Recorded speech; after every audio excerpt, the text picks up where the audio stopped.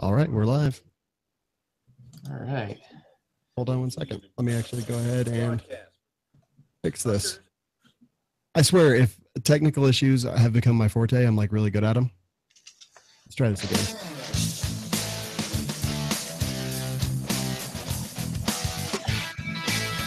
This is going so great. Hold on. Starting over. Opinions expressed in this podcast are those of the individual co-host and do not reflect the official policy or position of the Firearms Radio Network and or their employers. Viewer discretion is advised. This is especially true on our live shows. Broadcast for shooters, hunters, and gun enthusiasts. This is the Firearms Radio Network. The bandwidth for this episode of This Week in Guns is sponsored by Patriot Patch Company. PatriotPatch.co. Welcome to This Week in Guns. This show is brought to you by the Firearms Radio Network and Patriot Patch Company. And this show offers commentary on the latest firearms industry news, information, and buzz. I'm your host, Sean Herron, and I would like to recommend that before you shop Amazon, go to firearmsradio.tv/Amazon, search for whatever you want, and a portion goes to support 2A content like you have right here. I'm going to go ahead and just get right into it, introduce our panelists. We've got coming back from a long absence, we got Adam Kraut. He's a Second Amendment attorney, host of the Legal Brief on TGC, and he's awaiting petition results for the NRA board nomination. Adam, welcome back. Hi, it's great to be back. Next up, social media Yoda, professional gundustry guide, and looking really, really, really sexy tonight. We've got John Patton. John, welcome back. Hi, how are you? I'm fantastic.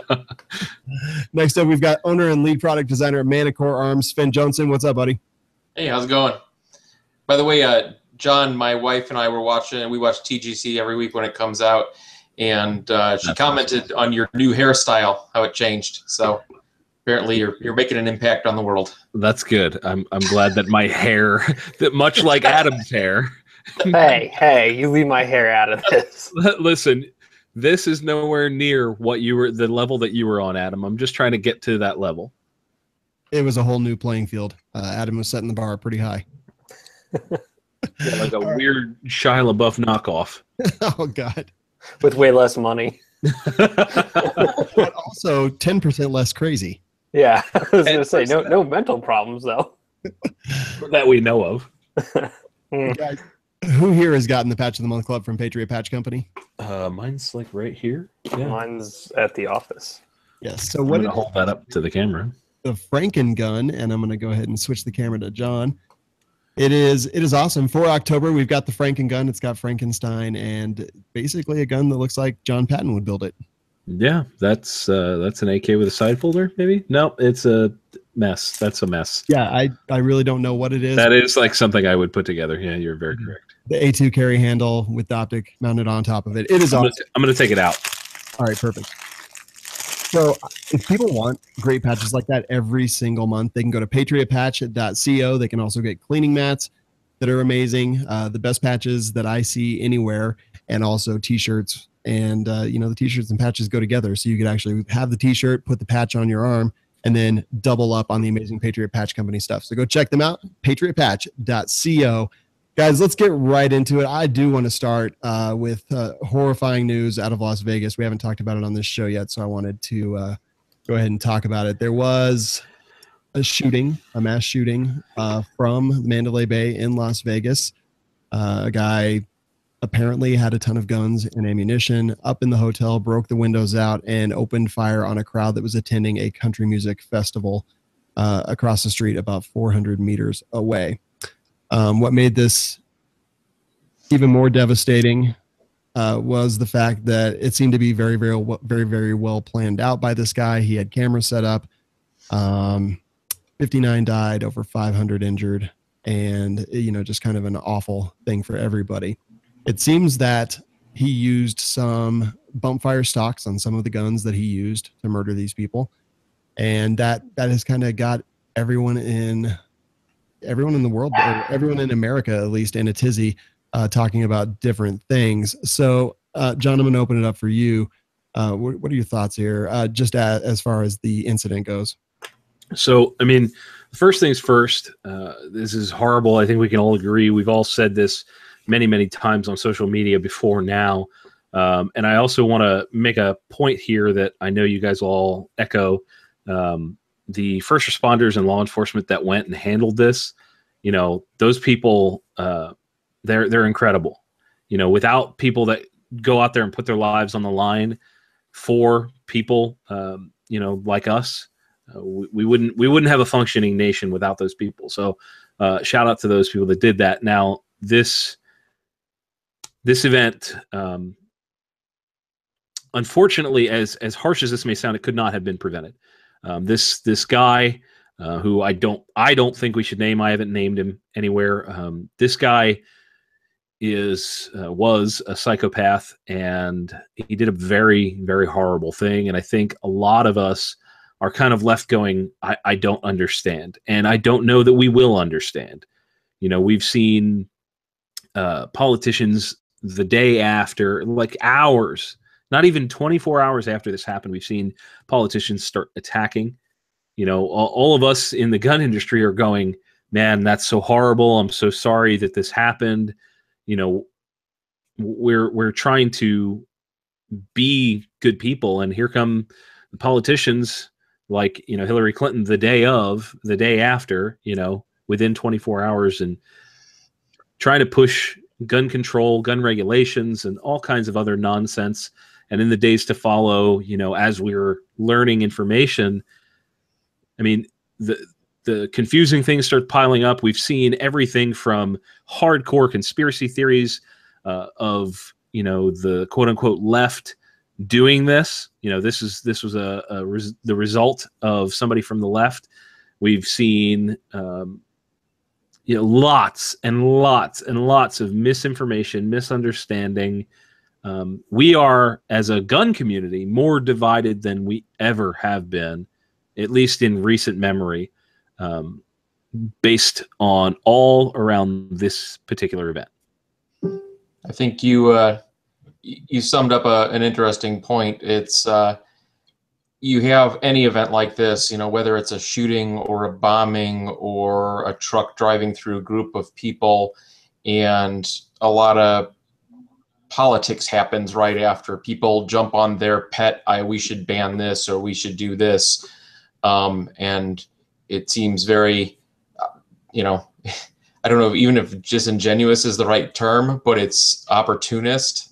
Where I think where Hillary Clinton said, let's not politicize this on her Twitter account. And then her next sentence was basically, we need to finally shut down the NRA for blocking us, restricting weapons, which I believe is politicizing it right after she says, let's not make this political.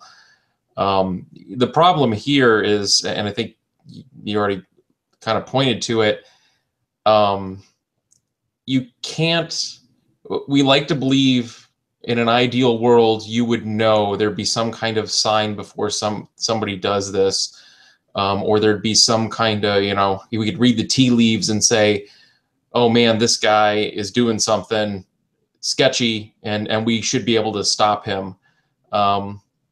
But unless we have a world like Minority Report where there's thought crime, there's no way to really know what somebody's going to do. And I was reading an article. It's actually Mike Rowe had posted something about it from Dirty Jobs fame, and had a really good point. He said, what's scary about this, it's not the guns, it's not the mass loss of life.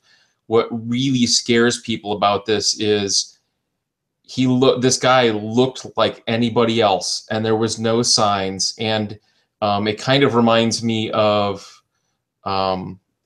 where a guy I said the other day, somebody who knew committed suicide, and there was no signs of it at all. The truth is, evil or pain or a lot of these things are in our head, and we don't always express it outwardly. And what scares the masses is the thought that we can't predict something like this, that we can't predict it like weather or an earthquake or some other natural event. And the truth is, if somebody wants to do something horrible and really doesn't care about preserving their own life, there's not really nothing you can do about it. You can't stop it.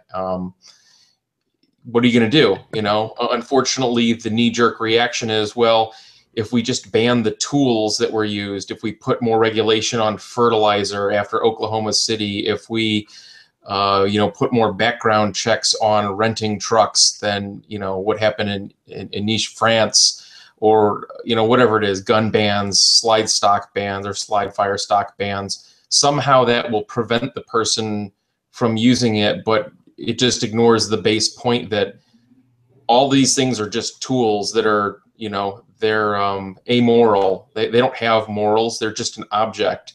And it's how somebody uses that object for good or for evil that determines it. And until we as people recognize that some people, just by the nature of being human, you know, our brains are very complex. Some people just decide they're going to do something and go out in a blaze. Until we can accept that that's the human condition as we know it, you never really solve anything, you know.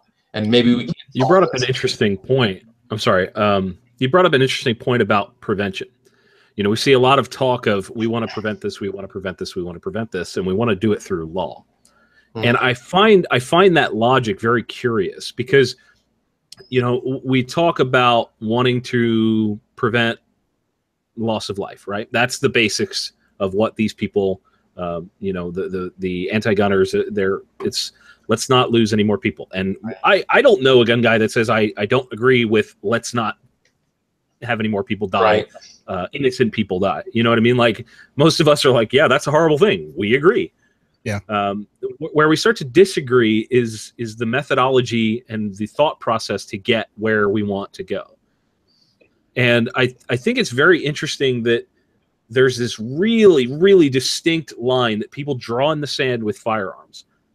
You know, we don't blame the fork when people are fat and have heart disease. We don't blame vehicles for drunk drivers.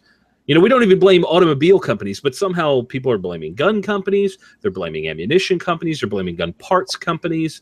You know, this very distinct line in the sand, and I struggle to understand it, and I don't know that I ever will. You know, people often bring up the regulation of cars. You know, they say, oh, we should have a driver's license and a firearms license, and in many places something similar does exist. But the fact of the matter is, and I always put this out there, is, well, driving is not a right that is enumerated in the freaking Constitution. The right to transportation is not in the Bill of Rights. I did check. It's not there. It's not there.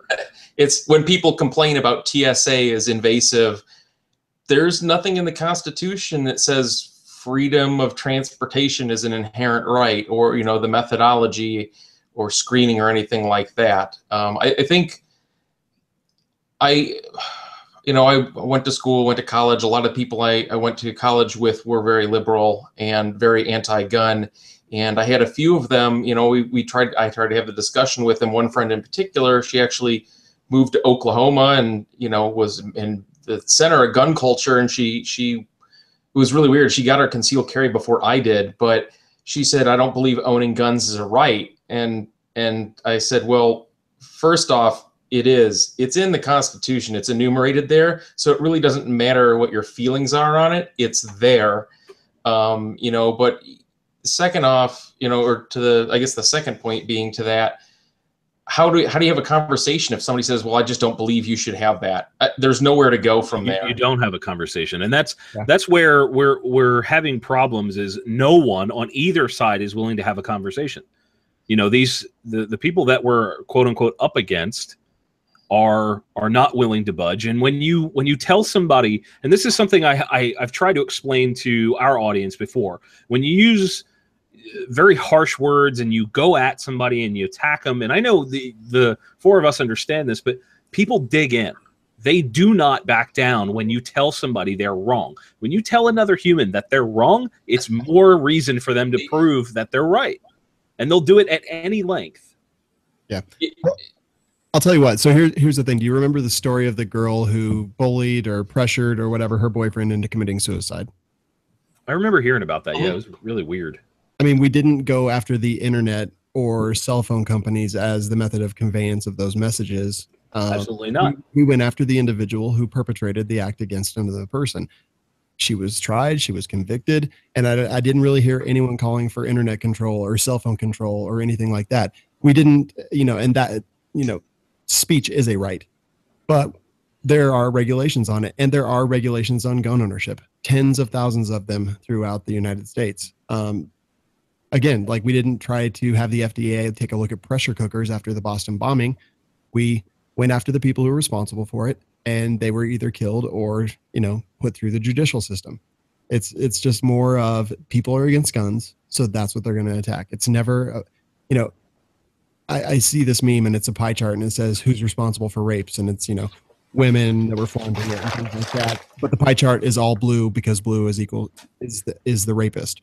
That's who's responsible for it. Yeah. But in gun crime, it's never all the other things. It's always guns. It's always, that's the thing that they're trying to regulate.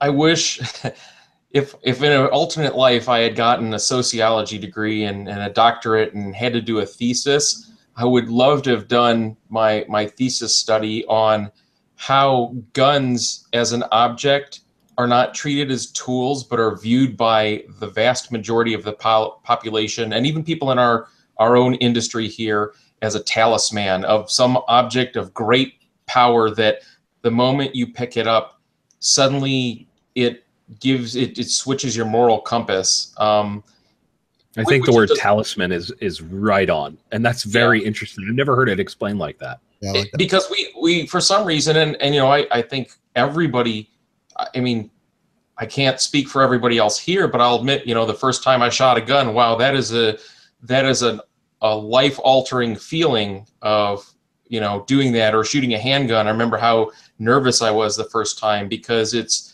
we've as a culture, or, as just all cultures, imbue it with this incredible power, like it's a piece of kryptonite, or, something like that, where it's, and I don't know if it's because even as gun owners, because you can accidentally hurt somebody or kill somebody with it, we treat it very carefully, be careful where you point it. We have all the rules, and that it almost, in a way, those rules, not that they're not important, but they build up that talismanic level of this object that people just kind of say, well, it's just, kind of the general human idea of, let's just assume it's dangerous and fear it because it's easier than really understanding the technical why can it be dangerous, why can it not, can it be safe, how can it be used in both.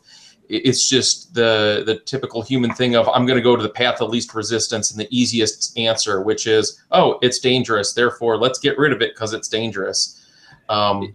In your point about all the safety and all those sorts of things, I think it's curious because the gun industry really heavily focuses on doing things safely. Mm-hmm.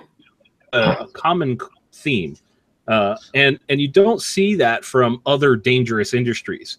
You don't see a National Circular Saw Association. You know what I mean? Like, you don't hear these sorts of things. There's these quote unquote unspoken rules, but you don't necessarily hear that from these other professions and walks of life. And I think that's interesting that we always outwardly, yes, we're doing this, we're going to be safe, we're going to have fun, but somehow that doesn't ever make it. Like that part gets left out all the time. Yeah, and I don't know if that's, I don't know if part of it is, I've been around guns for 15 plus years. I have more than that, but it's, when you get down to it, we have a new employee come into my company and we take him out to the range and train him, and man, there's a steep learning curve for that first day if you've never handled a gun, because every gun's different in the controls. There's some kind of general basic layout, but I guess in some ways a firearm is a highly technical item. There's a learning curve there, and hopefully I'm not going to get hate mail from this or anything, but the learning curve compared to the initial risk curve, I guess you could say, is pretty high. Not to say that other things aren't. If you think about a car, if you've never driven a car, man, that's just as dangerous. at the very least, you're going to crash it through a garage door or a wall or run into something. I can't think of the number of times when I was in driver's ed that somebody else in the car bumped into something, or, there's that immense amount of real pressure on you to do it right, or something bad's going to happen. But it's funny how we don't treat cars the same way, and how irresponsible as a culture we are, where people drive a car and they're doing their makeup, they're eating food, and they're filming, or they're live broadcasting, they're texting. I mean, yeah, not that everybody here does it, right? I do. But yeah, Sean is terrifying to ride in a car with. So mainly because I'm so awesome at driving. Oh, Sean, there's a city bus that just came by with your name on it. I know. I feel like I just got rolled under the tires. Now, Adam, you've been relatively quiet here, Adam. Do you have additional thoughts on this, or? Yeah, I do. I mean, I've been listening to the conversation more because they seem to have a pretty good flow, and I didn't want to interrupt it. But one of the things that's stuck out to me, kind of in a really large manner, that was kind of mentioned and then passed by, was that the amount of bad information going around. And look, the media is gonna get it wrong. Just accept it. It's either intentional or it's just a lack of doing what the media should do, and that being investigate, find the correct answer, and then report on it accurately.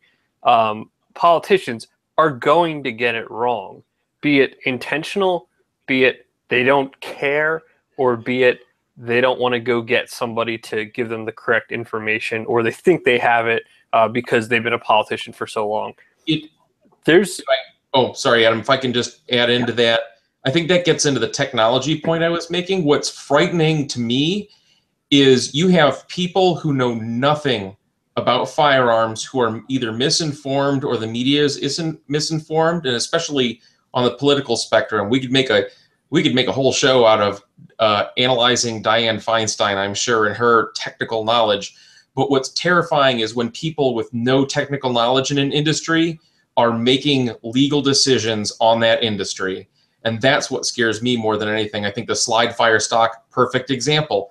They're writing legislation right now about semi-automatic accelerator technology, or whatever it is with the slide fire. Yeah. Well, and we'll definitely get into that for sure, because it's on my list. But that gets into, well, the what's the fallout if you don't understand the technology? Now you're affecting trigger groups. You're affecting potentially Jerry Mitchell's finger. I mean, there's absolutely. As the joke has been going around, but it definitely has, and the memes have abounded about stuff like that. I'm not saying that I'm responsible, but I am partially responsible. Adam, please continue. So the problem is that gun owners as a whole look at this and they say, well, that's not technically correct. And that's what they choose to focus on. The technicality that the politician doesn't understand, that attaching a slide fire stock to your firearm doesn't make it actually a machine gun, because that doesn't fit into the definition of a machine gun. And that's what I've seen people they get hung up on this stuff, that like, look, technically you're correct. I agree 100%. No question. They don't care. No. You're like a dog with a bone to pick on something that the other side really just doesn't care about. Some of the analogies people make, I was talking with John about this earlier today, but there's some analogies people will make. Well, the left likes this, and X number of people a year die from this. And that's a horrible thing. And in my views, I think that's a huge problem. The problem is when you start comparing statistics like that to gun deaths, is that you have a individual or group of individuals who don't necessarily share that same value as you. So they're not putting that same sentiment or attachment to the life that is lost that you are. So you're having a conversation that isn't resonating with who you're having the conversation with. And then you're left in this echo chamber of, yeah, that's a horrible thing. That's a horrible thing. And the other side's going, no, not really, because we don't view it the same way as you do. And I think when you're looking at all these arguments that gun owners are bringing up, depending upon who you're having the conversation with, you really need to think about it and tailor it. And unfortunately, we live in a day and age where it's, oh, let me grab this meme, or let me, insult their mother and then tell them how they're technically not correct. And that's not going to do anybody any favors. So I don't know. It's been interesting and frustrating to watch all at the same time. I mean, really, you want to know how you make a difference? You pick up the phone, you call your representative, you tell them to vote no on any new gun control. Otherwise, you're going to help their whoever primaries them. You're going to donate to their campaign. You're going to campaign for them and really hit them where it hurts because they need your vote to get reelected.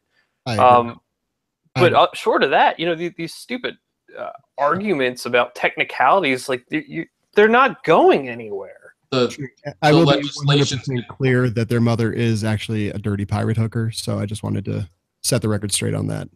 I don't know their mother personally, but go ahead, Sven. Basically, Adam, what you're saying is the legislation that is going to get passed by the people who have the majority view on a certain value. I mean, is that a... Well, I think that's true to some degree, but you make an interesting point because I was pointing out that they have no technical knowledge, and you're right, they don't care. It does Dianne Feinstein or any other politician who's views the deaths, do they care that we're not going to, maybe they accidentally ban Geisley triggers in the process and put Geisley out of business? They don't give a damn because they don't think of it in that way. They're not thinking about a bunch of people might lose their job. They're thinking about, well, this might prevent one more shooting where somebody does this. They're thinking this might get me reelected. It has nothing to do with anybody's lives. Well, I want to make that super, super clear. Politicians do not care about anyone's life. No, I promise you that. On top of that, somebody losing their job is a perfectly acceptable casualty for a political victory. What do I care? 20 people lost their jobs. First of all, not my problem. Second of all, it's from the evil gun industry. So really, what do I care? It's. Yeah, except. Go ahead, John. I was just going to say. All right, I'll moderate this. Go ahead, Sean. Then you, John. Well, just really quickly, just to further Adam's point, so often we as gun owners, we get stuck on this and we go die on a hill of, pedantics, because it's, we want to pick on because they called it a clip and not a magazine. And that's what we focus on. And that's what we really just push. And, you're right, Adam. So often we just get stuck on these ridiculous little arguments that don't really further the conversation. We're just like, oh, you're wrong. You don't have all the facts. Well, guess what? None of us have all the facts. And we would do a lot more if we would just actually have conversations. I've had multiple conversations with friends. One was a liberal. We talked about it. I was like, look, man, millions of these bump fire stocks exist. One guy suddenly does something horrendous with one of them. And now we want to legislate, against a whole class of firearms and things like that. Like that's not right. That's not fair. And we talked about it and talked about it and talked about it. And, in the end, he said, well, you know what?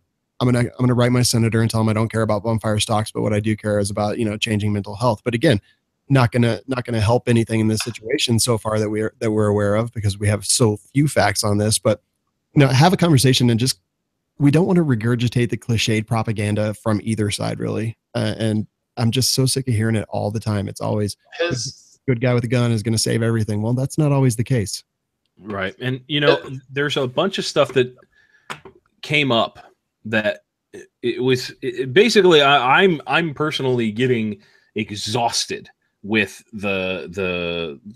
our side, just lambasting the other side. And I made a point, I kind of put my foot in my own mouth because I did the same thing later in the day, but I basically said, I wonder how much traction these anti-gun politicians would get if every single person in the gun industry didn't quote every single comment that those people made. And I saw that. It was a really good point. And it's curious, it's very interesting to think about. And then you also think about this kind of, like I said before, this disconnect of murder being illegal. You can't make murder more illegal, but people want it to be. Yeah. They want murder with a gun to be a thing. Well, it already is.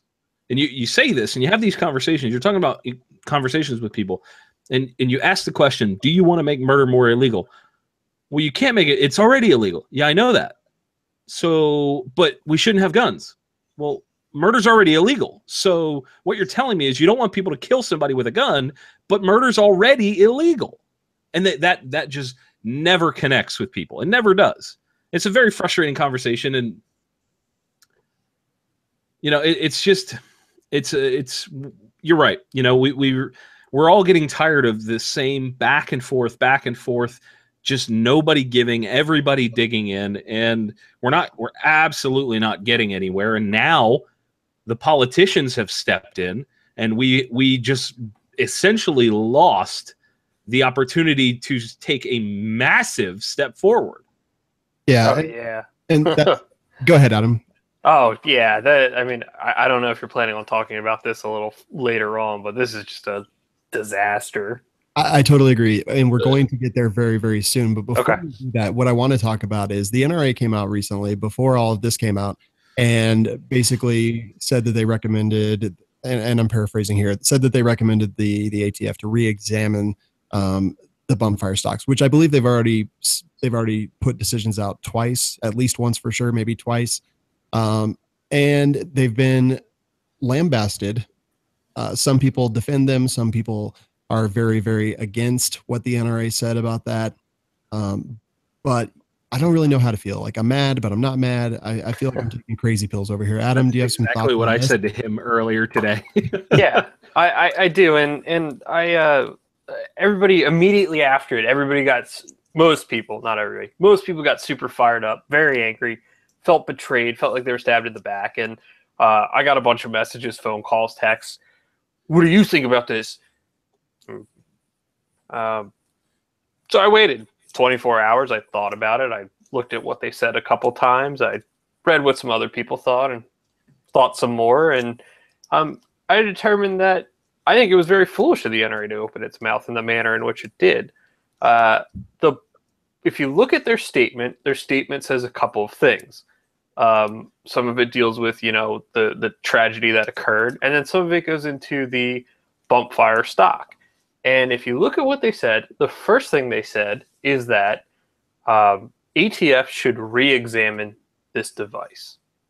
Okay, I don't really take an issue with that because ATF already examined it, and me being a lawyer, I know what it does, and I know what the law says, and I know that ATF in no way can come to the conclusion that it is in fact a machine gun. It's just an impossibility with the way the law is worded. Excuse me. So fine, send it back to ATF. Have them look at it. I don't care. It's not going to change anything. And if ATF somehow manages to take a round peg and shove it through a square hole, or square peg through a round hole, whichever way that goes, there's some good legal arguments that they can't do that. It's been 7 years since they examined it. They've had a long-standing policy that clearly this must be it. So you can't just kind of willy-nilly change things without there being legal consequences. The next part of their statement, where we believe these devices should be regulated, is the part I took issue with. And I think that's the part that people rightfully should be angry about. Not so much that, hey, ATF, we want you to look at this.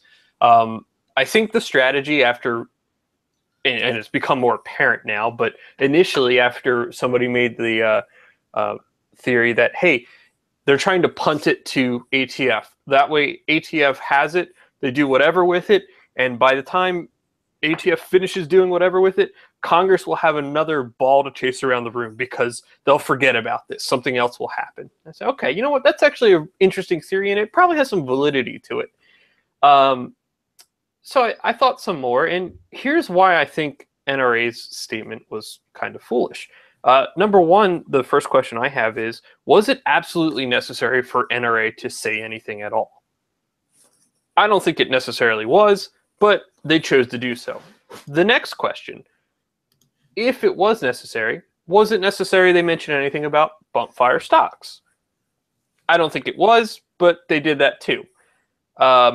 And then the final question is, if you felt necessary to make a statement and you felt compelled to address bump fire stocks in your statement, was it necessary for you to say, we think that things should be additionally regulated? I'm going to go with a big fat no on that one. And that's the part I take issue with, is the fact that they said we need more regulations, essentially. And that pissed off a lot of people. People on the board were unaware of the statement until it was made, as I'm sure you're well aware, because I sent some messages and I'm just finding out about this like you are. And okay. So for those of you that are listening that are really angry at the NRA and that you do participate, the board was unaware of it ahead of time. You can certainly let the board know how you feel. theguncollective.com/NRA, quick plug. And I suggest you do it. But, you know, it was a decision that was made by, I'm guessing, a handful of people. And the majority of people who have some kind of leadership role within the organization were completely unaware of it until after it was announced. And the biggest problem out of all this is going to be now with these flurry of bills coming in, both at the state and federal level. And here's why I think that they're going to be a problem. You have bipartisan legislation that's been introduced in the House. I don't know if the bill in the Senate was bipartisan or not. Assuming either of those bills gets anywhere, and let's say, just for argument's sake, it gets to Trump's desk, he'll sign it. He may have signed it anyway, but he'll sign it now because the NRA has more or less said that it's okay to regulate these things. And the NRA was a huge Trump supporter, and Trump's going to look at it and say, well, if NRA puts its stamp on it, it must be cool to sign. Now, is it possible NRA may oppose these bills? Yeah, it's possible. But I'm curious to know how they're going to do that given their first statement out of their mouth. And again, now we can go to the technicality. Well, we said regulation, not law. Well, that's all well and good, but the other side's going to go, well, can't currently regulate it under the framework that we have, so here you go. We'll make that happen for you. Yep. So my 2 cents, the real quick version, I think it was foolish of them to say anything personally, but here we are. I completely 100% agree. I was fire and brimstone then. I am fire and brimstone now. And you know, I'm recusing myself to a point because of some inside information that I've heard, and I don't want to say the wrong thing that gets the wrong people in trouble. But man, it's denounced widely behind the scenes, widely, like to the very top levels. The real question is who put the statement out. Not that, you know, we may never know, but obviously somebody in the NRA thought it was okay to A, release this message without letting the board know, and B, put slide fire stocks and that stuff on the sacrificial altar, thinking that that maybe somehow would take the heat off, you know, maybe the SHARE Act or some other stuff. But all it really does is put the light right on any bill that's gun related, in my opinion. Well, the board, just for a quick point of reference here, the board doesn't have to be aware of everything that goes on in day-to-day operations. I think there is an issue when you're about to make a statement in something that's such a hot button topic. Are you going to get 76 people to respond promptly? Probably not. Is it something you may want to float past, you know, some of them anyway, or generally? And if they respond, hey, we're going to do this by 5 o'clock. If you have problems, let us know. Yeah, maybe. But the sacrificial lamb, it's not. It was just ill-conceived, and I'm more curious, more than angry about it. I'm more curious who came up with it and who approved it. Yeah. Mm-hmm. Like, what are you doing? Yeah, I mean, it was this was a quick thing that happened, and again, the people just didn't even know about it all over the place. And if they did know about it, they had like 7 to 12 minutes before it was put out from knowing about it. So no way to stop it. The ship had turned, and there was no coming back. So this bill that has basically been publicized today, Tim from Military Arms Channel put out a fantastic and angry video about it. This is the Curbelo bill introduced to amend Title 18 United States Code to prohibit the manufacture, possession, or transfer of any part or combination of parts that is designed and functions to increase the rate of fire of a semi-automatic rifle, but does not convert the semi-automatic rifle into a machine gun, and for other purposes. So, what the heck does that mean? What exactly is increase the rate of fire? How is that determined? That's a very good point. This is the biggest nightmare. And that's the problem. Yeah, Adam, the question here is if they, as I understand it, say the bill passes as is and they don't list anywhere in there how to determine it, that falls into some poor bastard is in a court case that, well, you're making your gun shoot too fast, right? I mean, that's and it becomes a test case to find out what is faster rate of fire on a semi-automatic weapon. Yeah, and this is it's 3 pages. There's no way to delineate what is too fast, what these parts may or may not be. There is no grandfathering. it would instantly become illegal, and millions of citizens of the United States would immediately become felons. And how do they enforce that? Well, it's literally unenforceable. No, it's enforceable. It just won't be enforceable in a widespread manner. But there's a couple problems with it. One being, what the hell does that mean?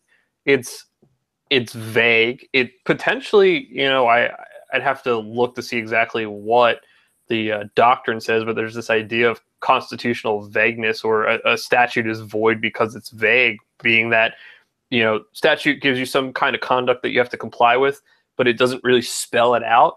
And so you don't know what you have to do in order to comply with it. So that potentially could apply. I don't know, maybe. But assuming that didn't apply, then you have two things here. You have one, you send something to ATF and you say, hey, ATF, can you tell me, does this comply with this law? Because ATF is tasked with interpreting the Gun Control Act and offering determination. So when a company sends a product in for a determination, ATF is looking at what the law says and whether or not that product fits within the law as to how it should, and advises the company as to, yes, this is lawful, no, it's unlawful, or etc. Not how to get from A to B. So either ATF is going to look at it and say, yep, this increases the rate of fire, this is no good, or it's going to be some dude gets caught with it and goes to court over it.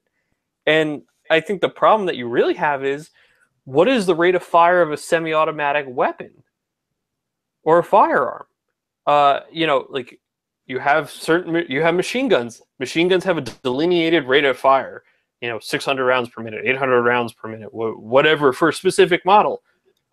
My AR-15, how fast can that shoot? What's its rate of fire? Yeah. I mean, this is the most terrifying gun legislation of my adult life.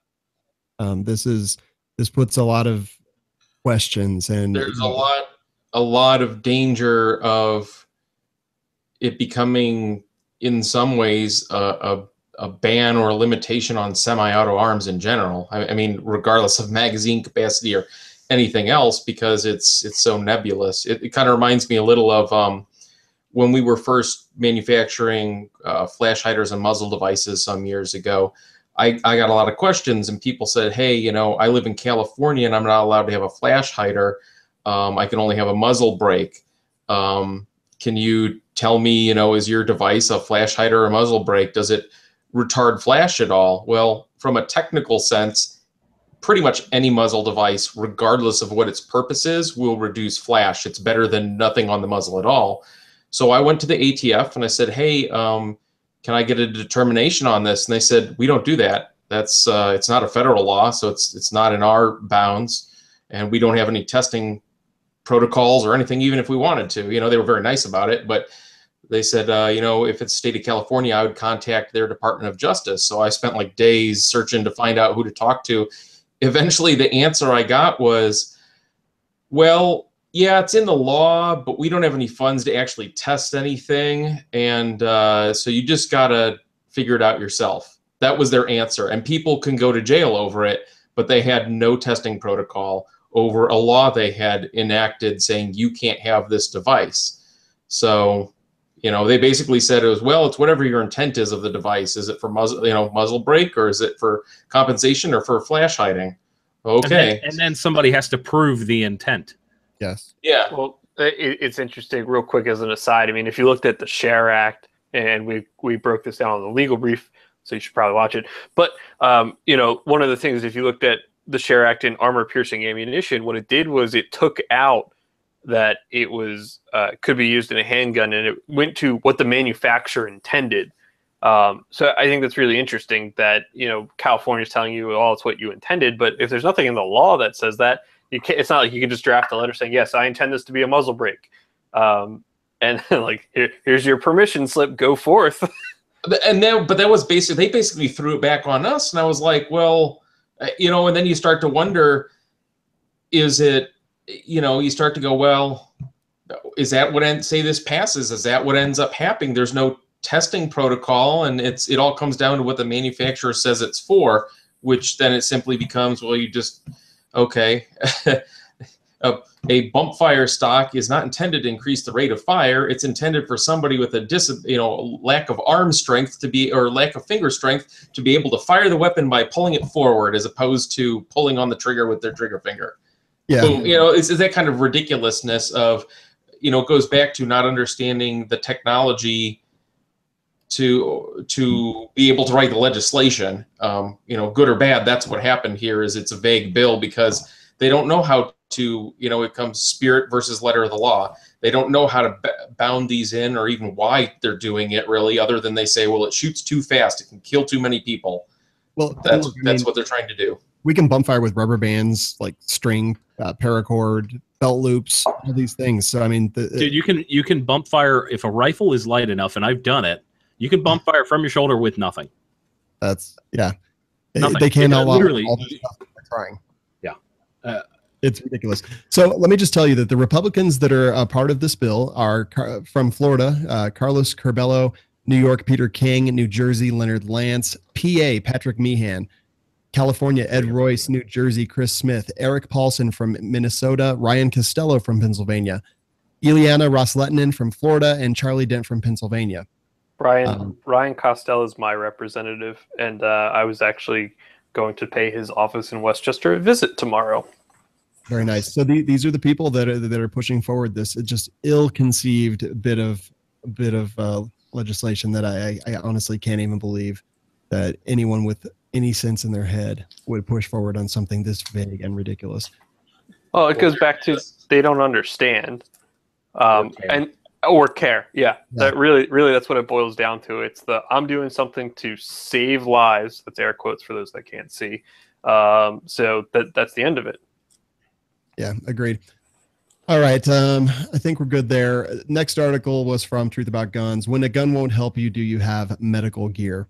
And I think this is a very, very important thing because as gun owners, I think very often whenever events like these happen, the theater shooting in Aurora, any kind of things like this, we like to parrot that. And, like I said, we regurgitate the propaganda that if a good guy with a gun may have saved everything. I don't necessarily like to go to the Truth About Guns, but it raises a really good point. And what that is medical training is very, very important, especially in a situation like this. Look, from 400 meters, if you could even figure out where the gunfire was coming from, you're not going to start shooting at Mandalay Bay. That's just plain and simple. You get a gun out, the cops might even think that you are the shooter and remove you as a threat. So gun training, guns in this situation didn't make a difference. What would have made a difference, what may have made a difference, what did make a difference are other skills, situational awareness, medical training, points of egress and just things like that. What say you guys about medical training and situations like this, and how important do you think medical training might be, especially with things like this? The long and short of it is most of us do not have enough medical training by a long shot. I'm almost embarrassed to say I've only taken one course. I feel like I'm okay with a tourniquet, but beyond that, I'm not sure that I could do a whole ton. And the point of most medical training is not to perform surgery, and I think that's kind of people get very weirded out by like, oh, I don't want to do that. I don't want to do that. The point is you're stopping the bleeding. You're keeping the life back in somebody. That's the basics of it. Yeah. You're plugging holes and you're potentially saving lives, and I think we have in the last 2 years focused on it. But I think we could all do a better job of kind of glamorizing it to make it cool again, if that makes any sense. Because I feel like people just kind of get lost in the complexity of it all. Well, I can't put my medical training on Instagram in a cool photo, so no. Well, no thanks. Think of it this way. It's hard enough to get people to take training with a firearm, let alone something that most view as secondary. Mundane, yeah. So I'll tell you what, though, I've used medical training more than I've used my firearm. Oh, absolutely. Absolutely. We witnessed a bad car crash once, and by the time I carried not one but two medical kits in my Jeep. And by the time we had the vehicle stopped, my wife was already out with the kit going over there because one of the cars had spun around several times. And, you know, it was one of those things where it was interesting. Even though we'd had the same amount of training, she reacted much faster to it. I was the one that actually like froze for a minute about what do we do and then called 911. But yeah, it's one of those things. We're in an industry. Well, you know, there's plenty of industries that are dangerous. You could get something dropped on you at work. You know, whether it's a law book, I guess it might not kill you or cause you to bleed. But well, it depends on which law book we're talking about here. That's right.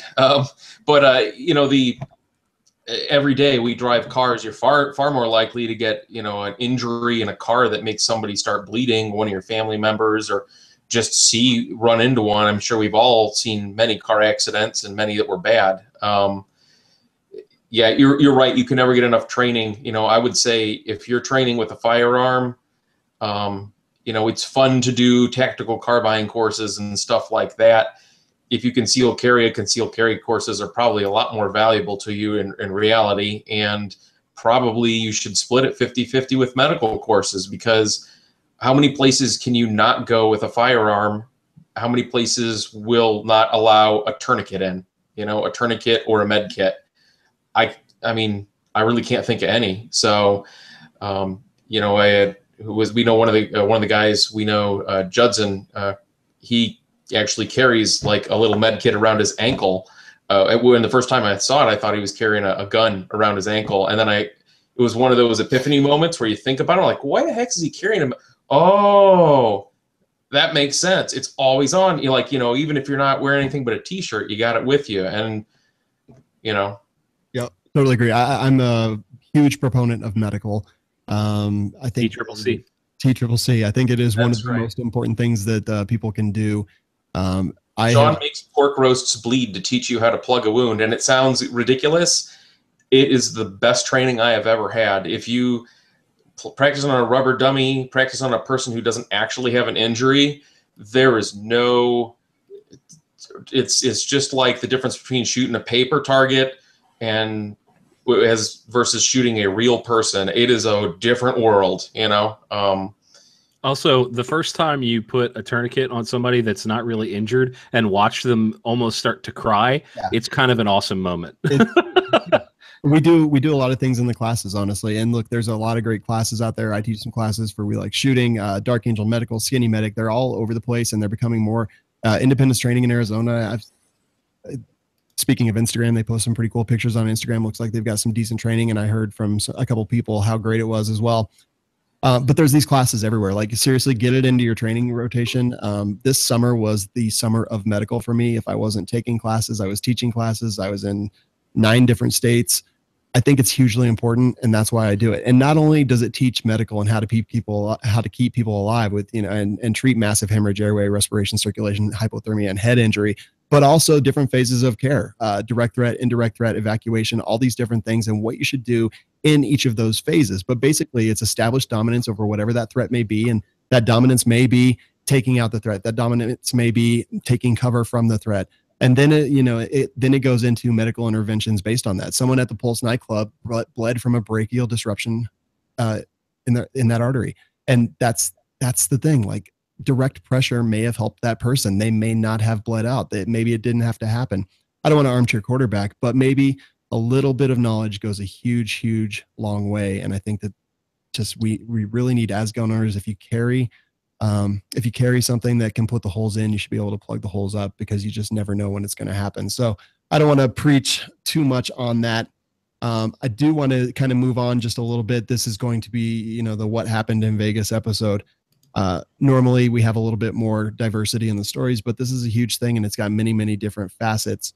I would like to remind you, if you enjoy the show, please pledge to support the show. Or if you like another show on the Firearms Radio Network, go support that. firearmsradio.tv/pledge. This is a segment called I'm Offended. And again, I want to go what we've been talking about. Concert goers file lawsuit against bump stock maker. It's exactly like the movie theater. You know, they immediately filed these, and guess who's behind it? Brady. Yeah, them. the group that likes to re-victimize victims. Yes. Can we talk about that a little bit? I don't know.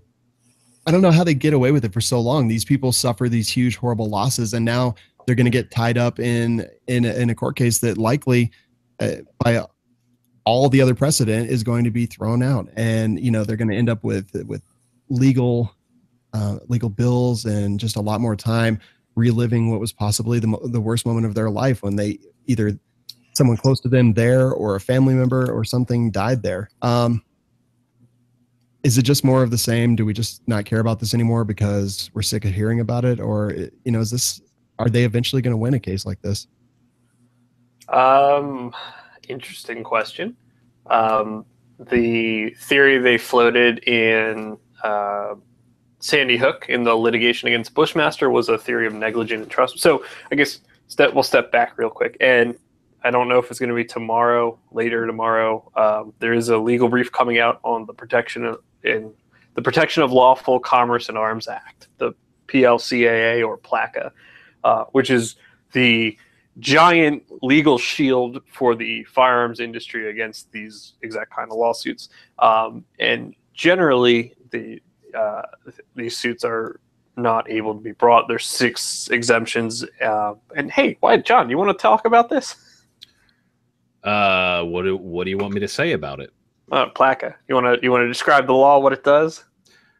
Oh, I don't have the script up. I can't say that. The long and short of it is, it's the You Can't Sue the Gun Industry bill or act.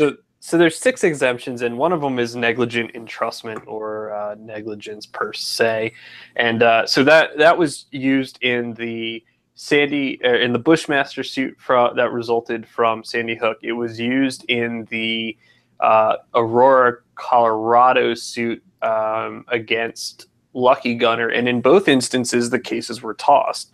I know specifically in Colorado, the court awarded attorney's fees to Lucky Gunner, and Brady didn't help with it. So this family who already lost one of their loved ones was, I presume, was approached. I don't know. Maybe they called the Brady campaign. I find that hard to believe. But they all this money in attorney's fees that now they not only had to pay for the Brady stuff, I suspect, but also Lucky Gunner stuff.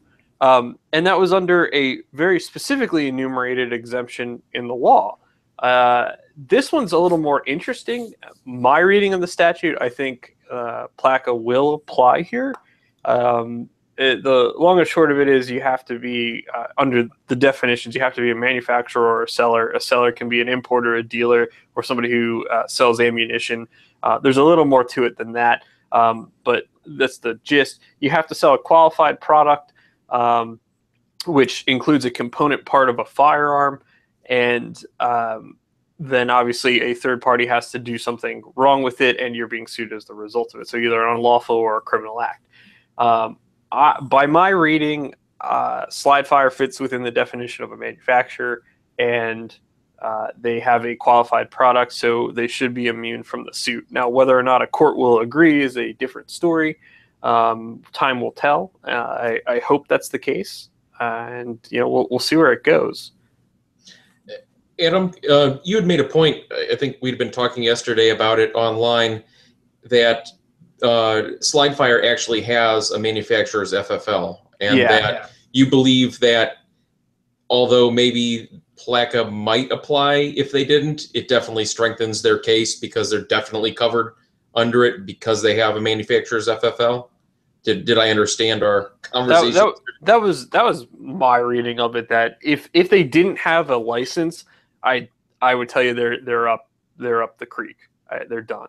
And this one's more interesting than the other ones in the sense that this is the first time that I believe a manufacturer of a component or an accessory, if you want to call it an accessory, but we'll call it a component because it's a stock component part of a firearm, has been sued, to my knowledge. All the other cases have always been the firearm manufacturer, the distributor, or the dealer. So I have this is the first time, as far as I can tell, where this has been the instance, and it certainly raises a lot of, well, this hasn't been addressed before. This could go it could put some real Potentially. precedent in the industry. Okay. Yeah, that would actually. Yeah, I mean, Big deal for me as a parts manufacturer to Exactly. hear what's going on here and follow it. So. Completely agree. All right, guys, it's been a really good discussion. I can't thank you guys enough for all the input you guys have had tonight. Thank you, Adam, John, and Sven. It's been really good. I'm going to skip the last segment because honestly, there's some funny stories in there, and I don't think it's a time for fun. I think it's a time for serious reflection, and we need to get to work. We need to get off our butts. We need to start making phone calls. We need to write letters, and we need to have the right kinds of discussions with the people that may not necessarily agree with us. So I do want to say, check out the Patriot Patch Company. Love all their patches. The Patriot Patch Company Patch of the Month Club is one of my favorite things. PatriotPatch.co. Adam Kraut, how's running for the board going? What's going on with petitions? So those are done. They were due Tuesday. So I sent, by my count, 800 signatures that I verified. We'll see how many of those turn out to actually be valid. I needed 653, so I'm waiting for them to tell me whether or not I had enough signatures. Gotcha. That's always a fun little game, and those were basically the rules that were changed at this year's NRA annual meeting to require that amount of signatures. Correct? Yeah, that was from the general election, the ballot. Yeah, it passed by an overwhelming majority, and unfortunately, most people I think got their information from the magazine and didn't give thought as to the consequences of changing the bylaws. Not that I'm complaining, it is what it is. So it was a little more difficult than I anticipated. I started a lot earlier this year. Last year when I did it, I only needed 250, but I started at the end of July, and by I think it was by the beginning of September, I had about 500 signatures. So I amassed a huge quantity in a very short time last year. This year was a lot more difficult to get to that number, but I was able to do it. So hopefully that was enough to get on the ballot, and when I find that out, I'll let everybody know and go from there.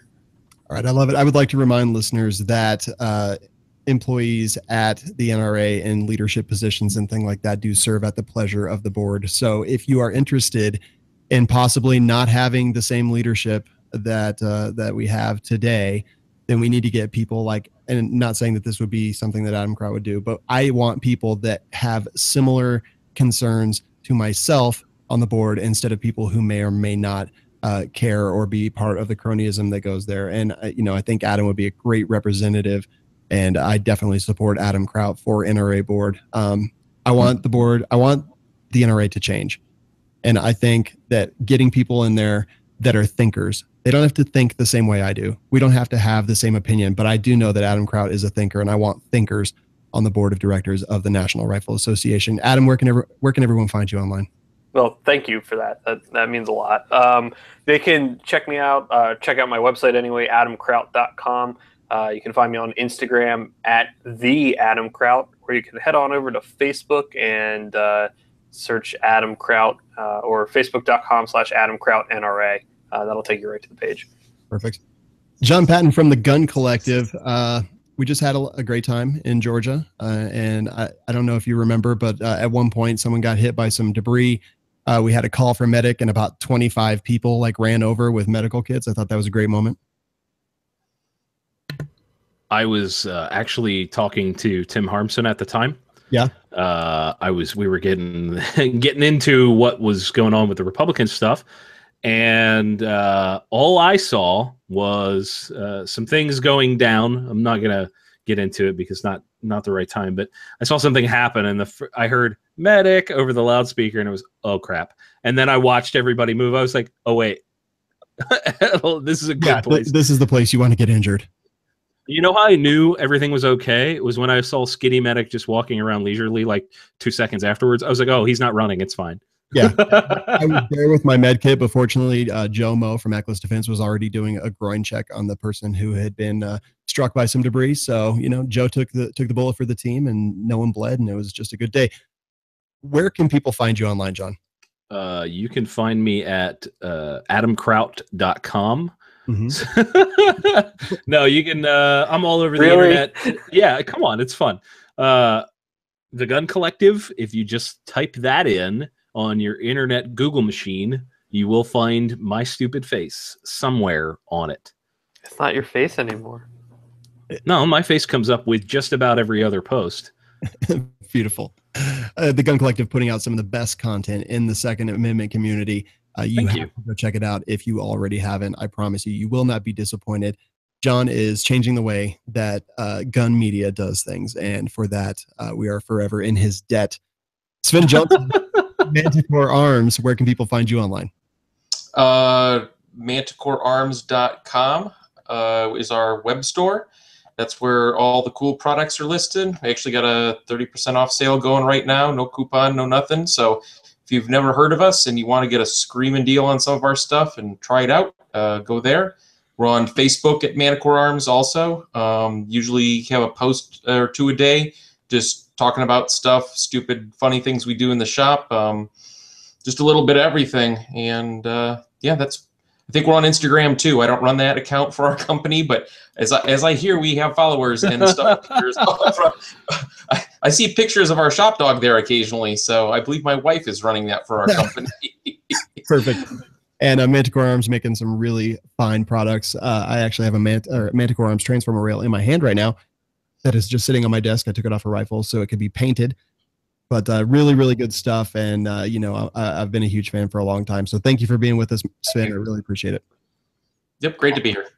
All right, guys, that'll wrap this thing up. Leave your feedback either on YouTube, leave your feedback on iTunes. We would love to see some reviews. thisweekinguns.com/iTunes. And seriously, support the people who support us. Patriot Patch Company. Support one of the shows on the Firearms Radio Network, firearmsradio.tv/pledge. And if you do shop at Amazon, go to firearmsradio.tv, click the Amazon link, and then shop there. We get a portion of that buy, and we don't actually see what you buy, which is probably very important to a lot of the listeners. Check out the guests, check out the panelists, and check out the companies that help us. And don't forget that This Week in Guns is produced by Kenny Ortega and Anthony Miller and is a production of the Firearms Radio Network. We'll talk to you next week. Bye. This has been a production of the Firearms Radio Network. You can find more information at firearmsradio.tv.